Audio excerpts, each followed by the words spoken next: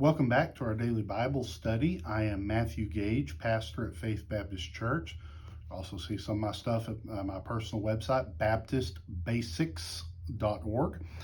But anyway, I appreciate you watching. We're going to be in chapter number 48 of the book of Genesis, chapter number 48. And in here, we will have the blessing / adoption by Jacob of his two grandsons, the two sons of Joseph. And we'll talk about this. And actually, I'm kind of prepared. I got my notes kind of off camera over here. I've got a few other verses we'll probably turn to and look at when we come to the end of the chapter. But just a number of things here, and we'll just deal with it as we go through. But basically, just remember that Jacob is near the end of his life, in his final days, it appears. And where we close out chapter 47, he was making Joseph promise that he wouldn't be buried in the land of Egypt, that he would be buried back up in Canaan land, in the promised land. And so we're kind of continuing in this theme here for this chapter and the next. With the final days and some final blessings, final acts of Jacob. So chapter number 48 and verse number 1, let's jump right on in. And it came to pass after these things that one told Joseph, "Behold, thy father is sick." And he took with him his two sons, Manasseh and Ephraim. So, hearing that his father's not doing well, knowing he's up in years, knowing his time is coming very soon, he rushes over with his two sons. Verse 2.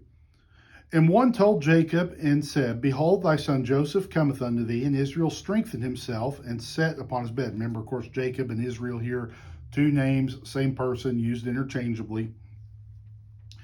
Verse 3. And Jacob said unto Joseph, "God Almighty appeared unto me at Luz in the land of Canaan, and blessed me, and said unto me, Behold, I will make thee fruitful and multiply thee, and will make of thee a multitude of people.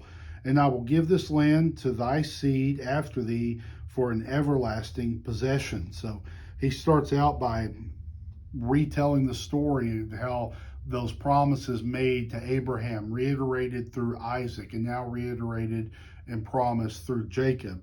He says, this is who I am. This is the blessing. This is what God has been doing through me. Verse number 5. And now thy two sons, Ephraim and Manasseh, which were born unto thee in the land of Egypt before I came unto thee into Egypt, are mine. As Reuben and Simeon, they shall be mine.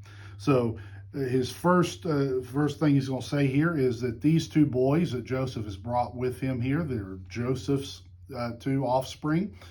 He says, Jacob says, they're going to be mine. They're going to be not my grandsons, but they're going to be my sons. And,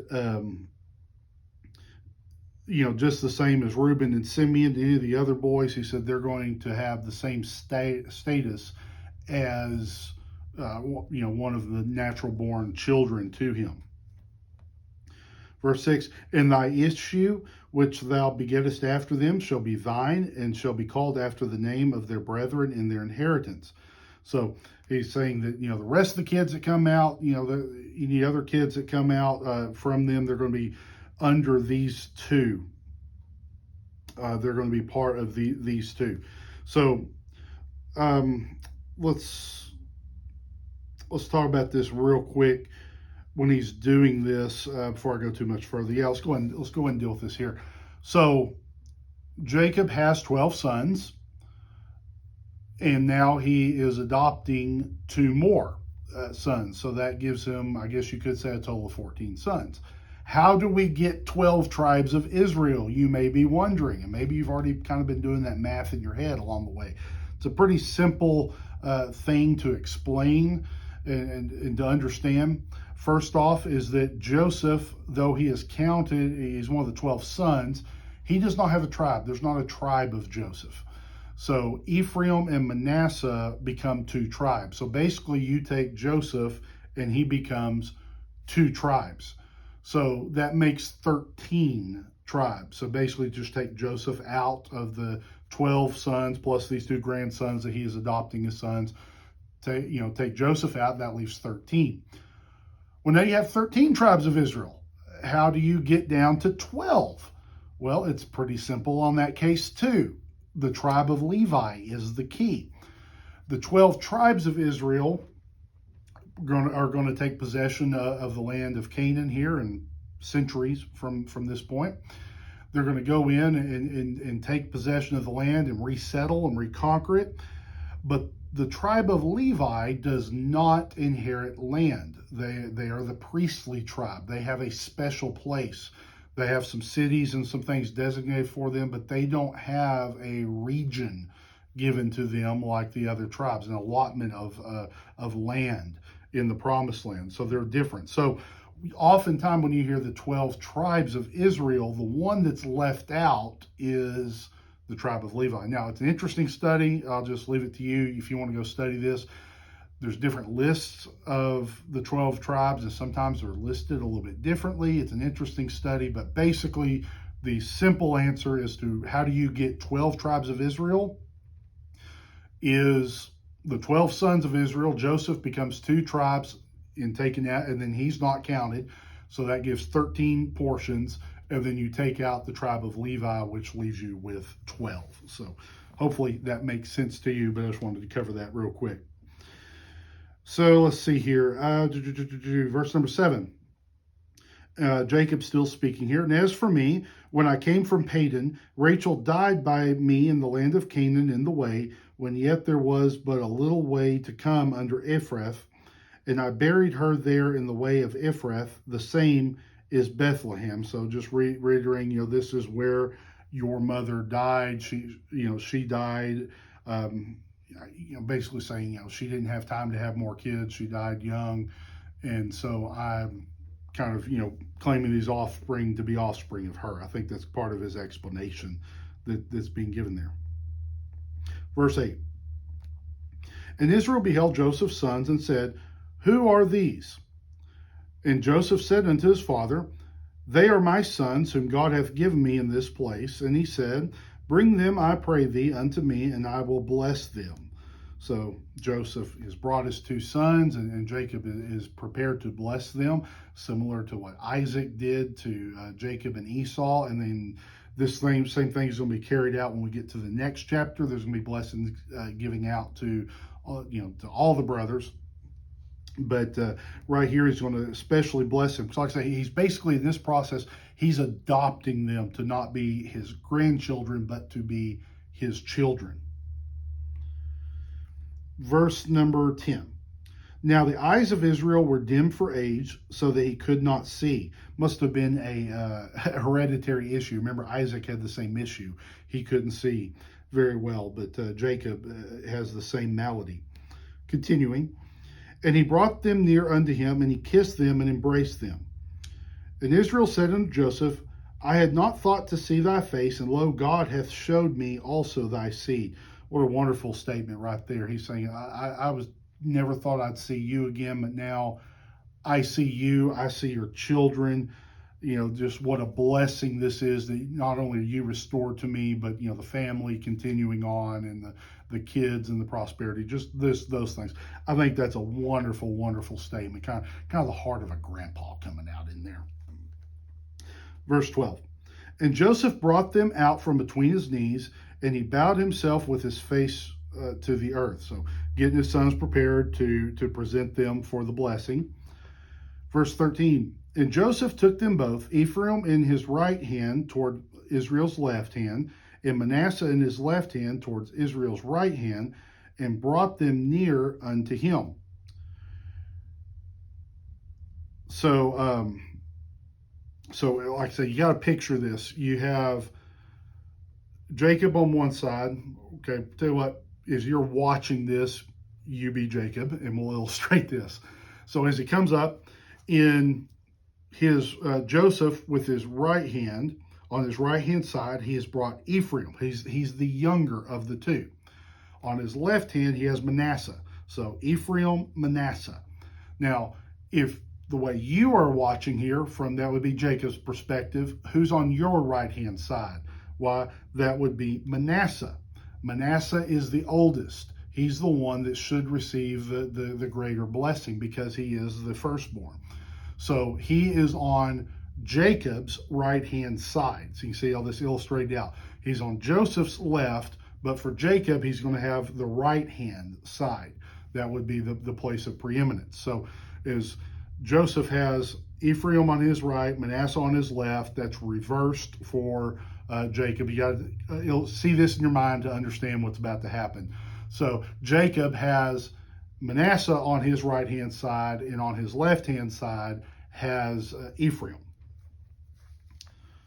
Verse 14, and Israel stretched out his right hand and laid it upon Ephraim's head, who was the younger, and his left hand upon Manasseh's head, guiding his hands wittingly, for Manasseh was the firstborn. So what does Jacob do here? He's all prepared to just reach out with his right hand and put it on Manasseh, the oldest. But instead of doing so, he crosses over and basically crosses his arms, is what the picture is here, and does the opposite of what Joseph expects.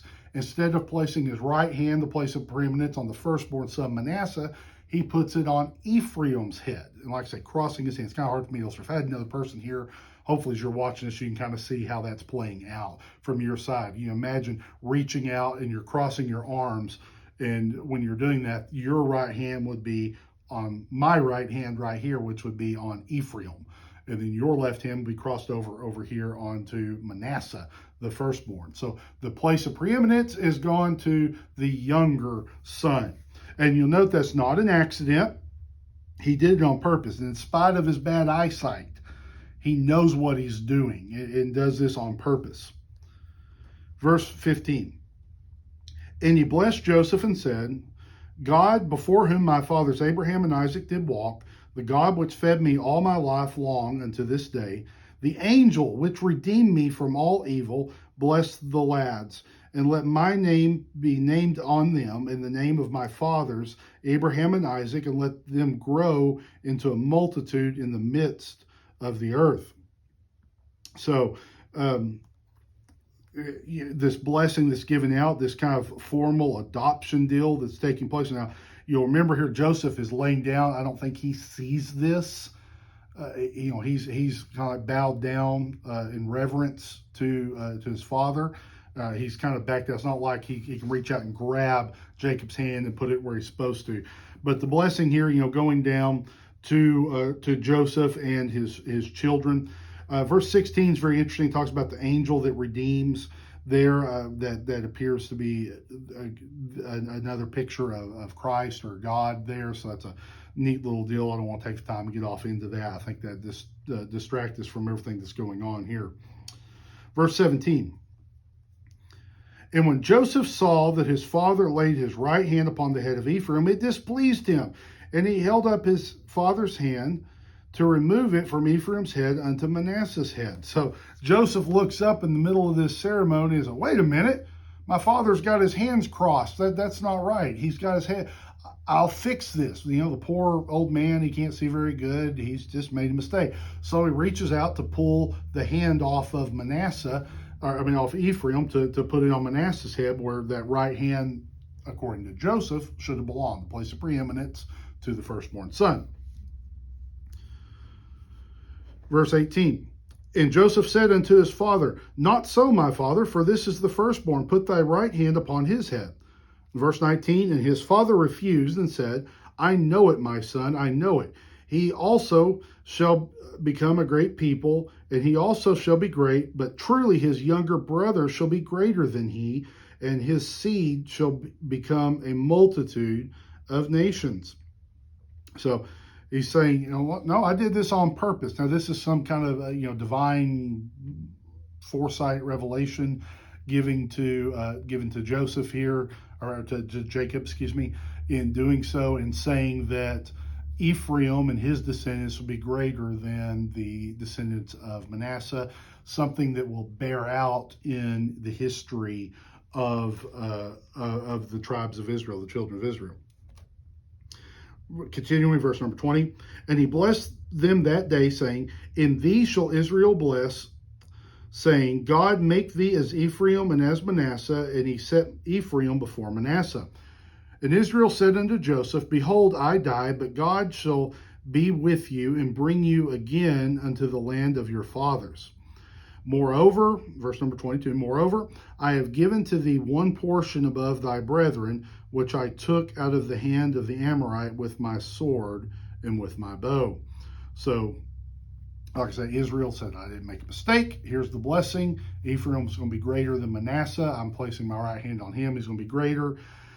And he's saying, you look, I'm at the end of my life there, verse number 21. And verse 22, he talks about, verse 22 is kind of interesting to me. Talks about he's given them one portion above his brethren. He's given them something, given Joseph something that did not belong, nobody else got. And I don't think he's talking about the children being inherited there. It's interesting here what's talking about. Talks about one portion here. And what is this talking about, this one deal? Well, few different things. I would point out to you that and we'll look at a couple verses, or I'll give these to you. I've got them on my notes over here. I think this is talking about the land over by what's called Shechem. It's the land that Jacob bought back in Genesis number 34. And I'll flip, or 33, excuse me. Chapter number 33, verse number 18, 19, and 20. It talks about him buying this land at the city of Shechem. And he buys it for 100 pieces of silver. He even builds an altar there, verse number 20. I think that is what's being talked about as this place. And by the way, Shechem, a meaning for that can mean a portion. It's got a lot of pictures with that word, but it can mean a portion. In fact, a very goodly portion. Literally, I think it means like a shoulder. So if you were like butchering a cow, that very fleshly, good part of the meat is that picture that's used there in that word. So it's this place of Shechem. It's the place where the events in chapter 34 happens with Dinah and the shenanigans, to say the least, on that episode. But also you fast forward, and if you go over to the book of Joshua, and let me turn over there. You would think I would go ahead and mark these things before, but I like things to be authentic, so y'all can wait just a second here, and I will get over here to it. In Joshua 24, verse number 32, it says, And the bones of Joseph, which the children of Israel brought up out of Egypt, buried they in Shechem, in a parcel of ground which Jacob bought of the sons of Hamor, the father of Shechem, for 100 pieces of silver, and it became an inheritance of the children of Joseph. So where is Joseph buried? He's buried in that place, in that field that was purchased all the way back in Genesis chapter number 33. So I think that field, that place, and by the way, you look at the life of Jacob. He's kind of itinerant in the place. He wanders around, he dwells. Same thing for Isaac. Abraham, what places did they ever buy? Abraham bought a place to be buried, his family to be buried, for Sarah and himself, and Isaac is buried there, and that's the same place Jacob wants to be buried. Joseph, where does he want to be buried? Well, it's in another piece of land that was purchased by his father.